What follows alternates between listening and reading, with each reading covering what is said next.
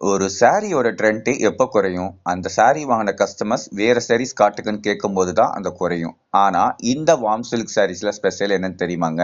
இந்த சாரீஸ் வாங்கின கஸ்டமர்ஸ் எல்லாருமே இந்த சாரீஸ்ல வேற கலர் காட்டுங்கன்னு தான் கேட்பாங்க.